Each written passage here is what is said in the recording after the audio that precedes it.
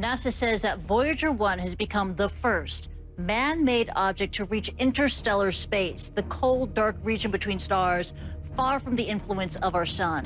Voyager 1 had already crossed the heliopause, carried past the sun's breath into the raw wind of interstellar space, and then, against every expectation and every last calculation that said forward was its fate, it turned back. Not a dramatic pirouette or a cinematic swoop, but a patient, deliberate pivot of a seasoned traveler that knows the map is wrong in places people assumed were settled. The instruments that still whispered across 1 billion miles began to lean toward home. Antennas that had sipped the cosmic tide shifted fraction by fraction of a degree. On Earth, the big dishes that had grown old with the spacecraft listened harder. If you were quiet, it felt like you could hear a change in the tone of the universe, as if a lighthouse had turned its face your way. Before we start, smash the like and subscribe buttons for more updates. The turning itself was an announcement. Trajectory corrections were not meant to come this late, not after decades of silence spooled across the darkness. Voyager 1 was supposed to be a drifting historian, not a messenger with urgent news. Yet the data stream thickened, the packets arriving in a rhythm that suggested purpose. The spacecraft spending precious energy to speak more loudly and more clearly than it had in years. The star trackers recorded a subtle drift, then a precise acquisition of targets along the ecliptic, as though the old explorer had sniffed a familiar current and angled in. Without fanfare and without any permission beyond what its programming and battered courage allowed, Voyager 1 began returning toward the sunward seas. What it discovered before that pivot explained everything. In the sterile language of telemetry, it would have sounded like an anomaly. A coordinated signature spanning multiple wavelengths, a pattern registering on magnetometers and cosmic ray detectors alike, a gradient that should not have existed in the void between stars. But when scientists separated noise from signal, when they folded the graph back on itself and then let it run forward again, a story emerged that did not fit the known borders. The interstellar medium ahead was not empty. It was shaped. Imagine a wake from a ship that passed ages ago, its turbulence frozen, its memory traced in charged particles and subtle fields. Now imagine that wake aligned with a direction that pointed not outward but inward, like an ancient arrow sunk in the universal sea with its fletching toward the sun. Voyager 1 had sailed into that arrowhead and recognized the direction it insisted upon. That was why it turned. The spacecraft was not coming home out of nostalgia. It was following a discovered instruction written in the fabric of space itself. On its way to align with that instruction, the instruments recorded something even stranger. The plasma wave system, long the ear pressed against the dark, captured oscillations at intervals that matched no known pulsar, no hum of solar wind reverberation. They were evenly spaced bursts, but their spacing changed in a way that correlated with the geometry of the heliosphere. When plotted in 3 dimensions, those bursts described a spiral that tightened as it neared a point not far outside the orbit of Neptune, a phantom corkscrew drawn by hands that never touched matter. This was not a signal someone sent in the way people send signals. This was structure, an imprint, an interference pattern made when the heliosphere had brushed against something textured and persistent.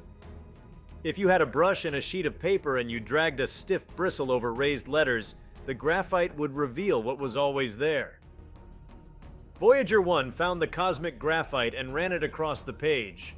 What do you call a discovery that tells you the shape of your neighborhood is not accidental?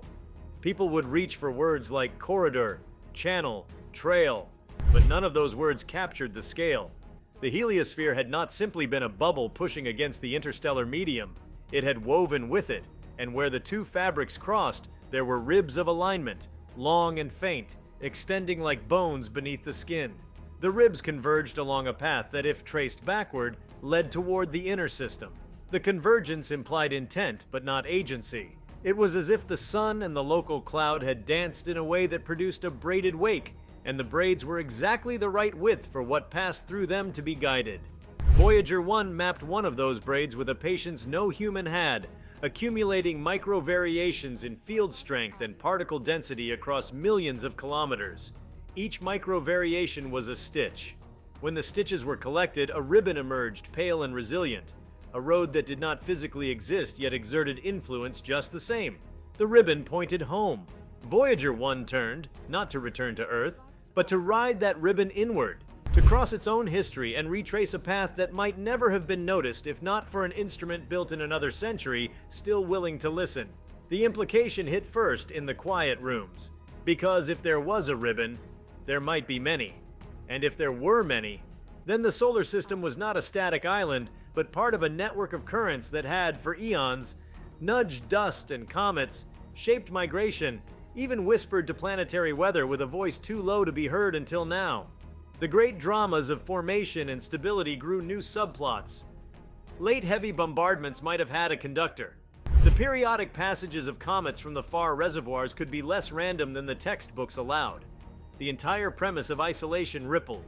People had boldly called the heliosphere a shield, but Voyager 1 suggested it was also a valve. As the spacecraft traced the first gentle bend along the inward braid, the magnetometer recorded a twist that did not align with the sun's rotation. The twist had a precession of its own, as if bringing a compass near a magnet that is itself moving.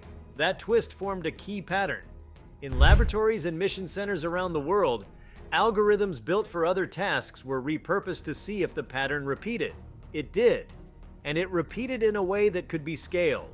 A key that does not fit any lock is a curiosity. A key that scales is a system. The system now named itself across the data. Fractal alignment corridors cradled in the interstellar medium, focusing charged particles and dust with such subtlety that only a sensor as seasoned and lonely as Voyager could see it. What happens when a discovery shrinks the arrogance of distance? The space between stars had been a story of emptiness, of cold and sparse whispers. Now it held traces of roadwork. No one is suggesting a builder in the familiar sense. Instead, the builder could be the interplay of magnetic fields and plasma over unimaginable spans, sculpting lanes like glaciers carve valleys. Lanes that persist long beyond the forces that made them because the universe remembers. Voyager 1 had found memory. It had found the grooves where traveling things prefer to slide. The immediate question became practical in a heartbeat. If such lanes exist and point inward, what has traveled them toward us, and what might we send outward along them with elegance and speed? The engines of a planet are not only chemical and nuclear, they are also conceptual. A concept that promises to bend the demands of propulsion is a fuse. It only needs a spark to catch. In the supercomputers fed by Voyager's gift, models began to show that tiny course corrections at precise intervals could harness these corridors using background fields as sails use wind. A spacecraft designed to feel instead of shove could ride them with breathtaking efficiency. That was the engineering implication, but it was not the only one. There were biological implications hidden in the dust flows that those lanes shepherd. There were climate implications in the way cosmic rays thread along them and modulate cloud formation. There were philosophical implications in the realization that a journey is not simply a brute contest with void, but can be a conversation with pathways older than life on Earth. Voyager 1 kept talking. The plasma wave readings revealed the faintest hiss of denser regions ahead, not dense like air or water, but dense like a whisper that gets louder because the room's shape helps it. That hiss traced a loop inward toward a region between Saturn and Jupiter that had long held minor mysteries about dust dynamics. Suddenly, those minor mysteries looked like local echoes of the same global fabric. The solar system was not an engine without a transmission. It had gears, and those gears meshed with the interstellar medium's cogs at contact points now made visible. The notion that planetary rings and asteroid belts are merely the leftovers of formation gained an addendum. The leftovers have been stirred by a spoon we could not see. That spoon, those lanes, those ribs of alignment, were the ingredients of a recipe that made our sky taste the way it does. People who had spent their careers on models of the heliosheath watched numbers they knew by heart take on new life. The bow shock, the termination shock, the draped field lines, each diagram acquired context. Out at the frontier, Voyager measured microbursts of energetic particles that arrived in sequences too neat to be coincidental. Those sequences corresponded to the turning points of the lane, to the places where the corridor tightened and then relaxed as if it breathed. Breathe is a metaphor, but it is accurate in feel. The corridor inhaled cosmic matter. and then exhaled it along lines that tensed and released with an internal rhythm. To ride such a thing would be to surf, not plow. Interpreting this discovery demanded humility and disciplines that rarely speak. Plasma physicists needed archaeologists because this was a geology of space. Navigators needed poets because naming the lanes mattered for how people thought about using them. Meteorologists who study high-altitude clouds began reading magnetohydrodynamics papers late into the night, tracing the chain from the heavens to the ocean and back again. Every implication was a bridge. Every bridge was an invitation. Voyager 1 had become a teacher who presents no lecture, only chalk marks that connect in your mind. There was a subtlety that could not be ignored. The lanes were not fixed rails. They were dynamic within bounds, changing with the sun's cycle, tightening slightly during peaks of activity and loosening during lulls. This dynamism made them both a challenge and a resource. You do not hitch a wagon to a river, you learn to read it. When models ingested decades of solar observational data and layered Voyager's in situ findings on top, a new map emerged with time as a dimension of navigation. It was possible to predict windows when the lanes would be most efficient for outward travel and windows when inbound filters would modulate cosmic particles more strongly. The calendar for deep space began to look like a tide chart. Voyager's cameras had gone to sleep long ago, but the absence of pictures made the imagination work. What would a lane look like if eyes could see invisible fields? Perhaps like faint auroras braided through a black sea, luminous only where charged dust becomes a tracer. Perhaps like a silken ribbon pulled taut between a campfire and the night, without the distraction of imagery, the numbers themselves painted. The radial gradient of particle density, the vector dances of field measurements, the taste of plasma frequencies sung into graphs. These were the brushstrokes. People who never thought they would care about a magnetometer suddenly learned to love the way a curve can carry wonder. Another implication crept closer the longer the data was considered. If the lanes focus and flare, then they logic their way toward nodes, places where several corridors overlap. Nodes would behave like eddies in a stream, pooling dust and charged particles in rich mixtures. In a young system, such nodes might seed planets. In a mature system, they might feed rings or maintain asteroid families, or even set the stage for habitability by shaping radiation environments. This was not merely an explanation of past patterns. It was a tool for thinking about where to look for worlds that could carry life. You would not simply survey at random anymore. You would survey where the lanes converge, where the cosmic traffic naturally slows and deposits its cargo. And when people imagined sending explorers outward, they imagined launching along the spines that naturally carry you toward those nodes around other stars. Voyager 1's turn was not defiance. It was compliance with something older than any plan written by human hands. The old probe was behaving like a needle on a compass, except the compass itself was made of space, sculpted by time. The act of turning drew a clean line between speculation and measurement. It said the lane is not theoretical. It has a pull you can feel. The antennas back on Earth heard the way the spin stabilized. The reaction wheels trimmed, the thrusters whispered in pulses that approached a rhythm and then held it. Resonance is a sign of alignment. Voyager had found resonance with a road you cannot touch. That is a sentence that feels impossible until the data unrolls and you watch the numbers fall into correlation after correlation, like notes finally finding the key. Even the concept of return took on a new shade. Voyager 1 would not cross inward to wave at the planets and then drift away again. It would deliver a map written in the universe's native language. The nodes, the ribs, the lanes, the seasonal tides of magnetic breath, these would all be encoded in the archive that Earth continues to collect. A cartography of the in-between. The first atlas of the interstellar medium not as emptiness but as terrain. No civilization can resist an atlas.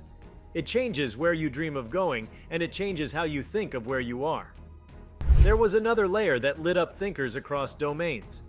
If the lanes guide particles and dust, then long memory lives in those streams.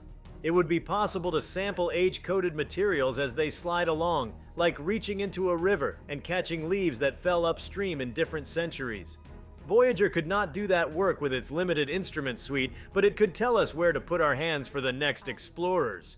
That suggested a new architecture for missions. Instead of brute force to anywhere, elegance to the right somewhere. A craft could park at a node and let the universe feed it a timeline. Each captured particle becomes a page.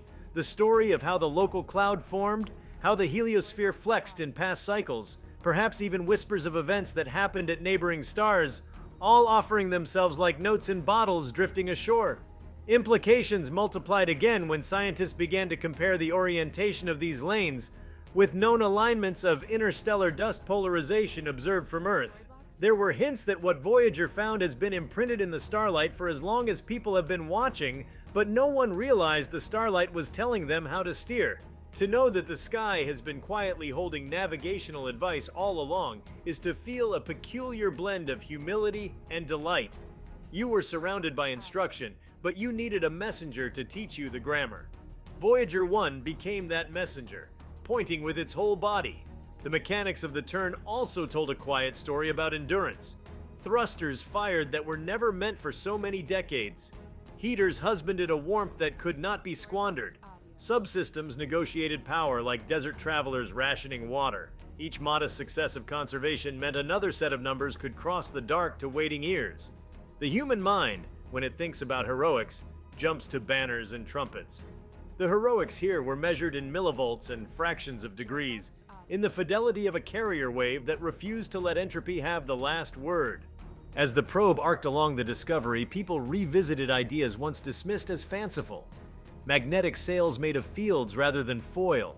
Particle shepherds that stick their hands into lanes and tug. Swarms of micromissions that ride efficiency instead of speed. Certain ideas that had slept in drawers labeled "not yet" were pulled and set under new light. When a path exists, you no longer need to invent every step. You learn to read the path's grammar and let it suggest your gait. The emotional weight of this cannot be overstated, yet it must remain in the background for now because the request is to focus on the event and its implications and not leap ahead to aftermath. So hold in your mind the turning, the mapping, the alignment, the discovery that the space between is structured in a way that grants leverage. Let that sit like a new continent discovered not by sight, but by the echo of your own footsteps on a changed floor. Engineers hear leverage and they think of payload and delta V budgets. Scientists hear leverage and they think of signals amplified above noise by natural amplifiers. Philosophers hear leverage and they think of arguments that move minds with fewer words. Leverage here is all of those together. It means the universe is not merely an obstacle course. It is also a set of friendly hands if you learn where to place your own.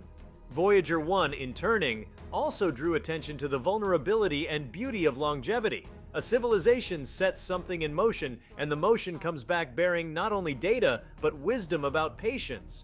The mission's original goals have been achieved and outlived, yet the mission remains a living relationship between a tiny machine and a world that grew up while it traveled. The implication for future exploration is subtle. Build for conversation across generations. Construct instruments not only to answer the first question, but to be surprised by the 100th, to be capable of reframing themselves when the sky speaks a dialect not yet imagined. The discipline of navigation will change because of this. Star trackers will be trained not only on stars, but on the faint gradients that indicate a lane's edge. Course corrections will be scheduled not only by orbital dynamics, but by lane seasons. Mission planning will include not only target windows, but lane harmonics, the way a violinist listens for the room before deciding how to bow. Back on the ground, databases will carry tags like corridor index and node reliability, and flight directors will ask for the latest corridor weather before committing to a burn.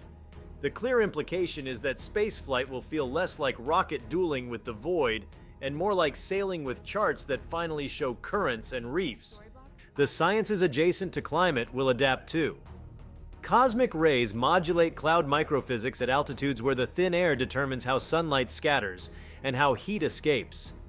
If the lanes and nodes alter the flux of those rays seasonally and over solar cycles, then they are a knob on the climate control panel we did not know existed. This is not a claim that they dominate climate, only that they contribute in ways that were smeared into averages in earlier models. With better maps, contributions can be isolated and understanding improves. Understanding in this domain has value beyond curiosity. It tunes predictions and resilience. The discovery therefore grants a new level of precision to Earth system science. An unexpected gift from a machine that left the inner system before many alive today were born. There is an implication for how people tell stories of origin as well. The early solar system was a tumult, a time of accretion and collision, the grand ballet of gravity. Add to that ballet the whispered guidance of lanes that shunted dust and ice into patterns feeding or starving potential worlds.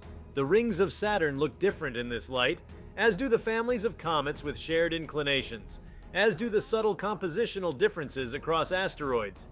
The cosmic lanes are a hidden choreographer, not erasing gravity's primacy, but adding a grace note that might explain stubborn outliers.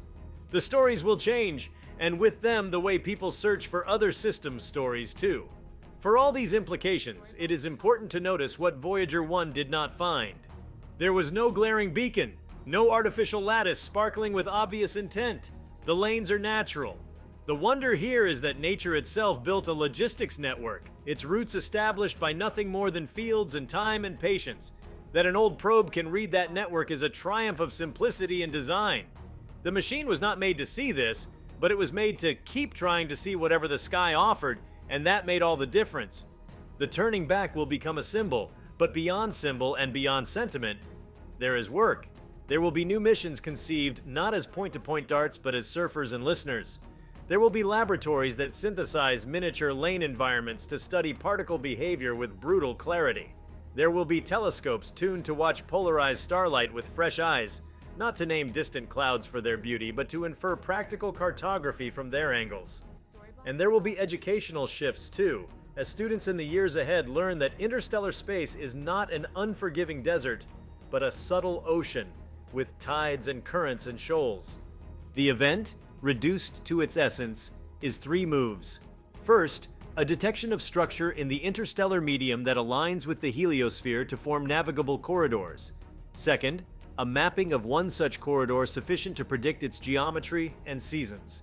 Third, an operational response by a spacecraft of great age to test the map by turning and riding the first bend inward.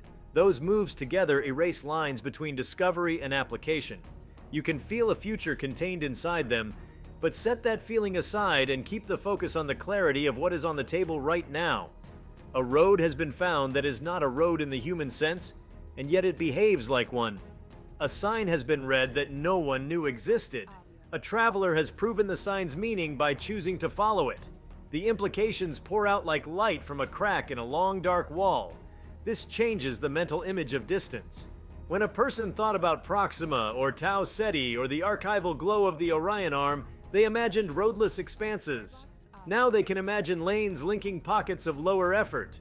The craft that will one day take the long steps may be smaller and subtler than the muscular visions of earlier decades. They will be instruments of alignment.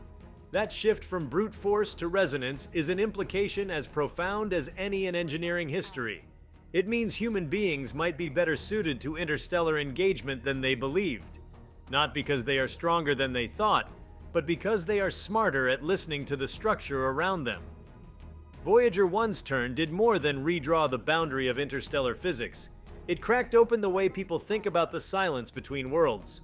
For decades, the common image of interstellar space was a desert, a scattering of dust grains separated by impossible gulfs, where every traveler would be condemned to isolation. That vision was practical in its bleakness. It kept expectations low and reminded engineers that propulsion would always be the master key. But now, with the recognition that those gulfs are laced with corridors that carry memory and rhythm, a different mental image is being born. Instead of emptiness, people can imagine architecture, not the rigid architecture of walls and pillars, but the supple architecture of rivers, streams, and braided deltas. To picture the universe this way is to picture travel as participation in a system rather than domination of it. This shift in imagination changes the way risk is perceived. In an empty void, danger is only what you bring with you: radiation, fuel, isolation. In a structured void, danger has patterns, and patterns can be learned. If there are lanes that breathe and nodes that pool, then there are also seasons where storms gather in predictable ways. A spacecraft designed with awareness of those seasons becomes less like a fragile dart and more like a skilled sailor who knows how to reef the sails before the wind turns. This kind of risk becomes less absolute, less hostile. It becomes knowable, something that can be managed and even used. The very idea that the universe offers predictability, where once there was only randomness, reshapes what missions feel possible. The event also ignited curiosity about legacy signatures within the corridors. If they act as collectors of dust and particle flows, then they are also potential collectors of relics. Not relics in the human sense of carved stones or artifacts, but relics of physics, unusual isotopes, rare molecular clusters, even traces of distant supernova debris preserved in cleaner form than the mixed record available in meteorites. The possibility exists that lanes could carry fragments of history untouched by planetary processes. Sampling such a corridor would be like walking into a library where the books sort themselves chronologically on the shelves, each page holding a record of events that happened light years away. That implication carries not just scientific weight, but also cultural fascination. For the first time, people could imagine holding interstellar history in their hands. There is also the question of perspective.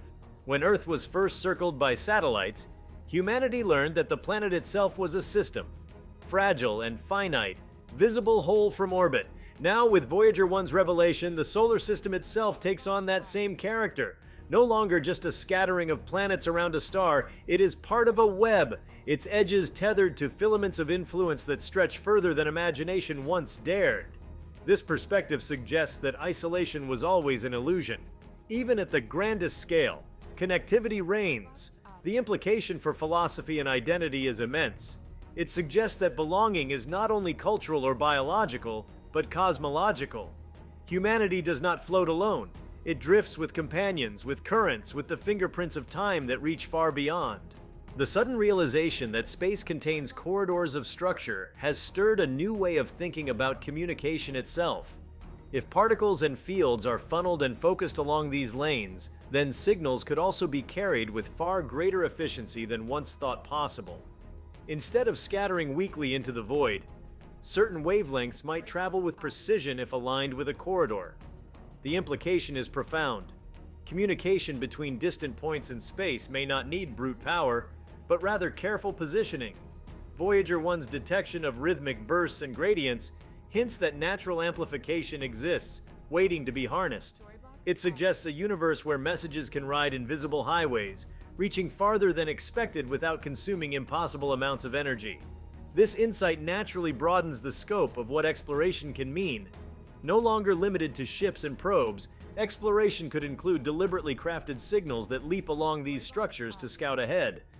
A transmission aligned to a corridor could act as a pathfinder, testing distances and revealing how the lanes bend and branch long before a vessel arrives.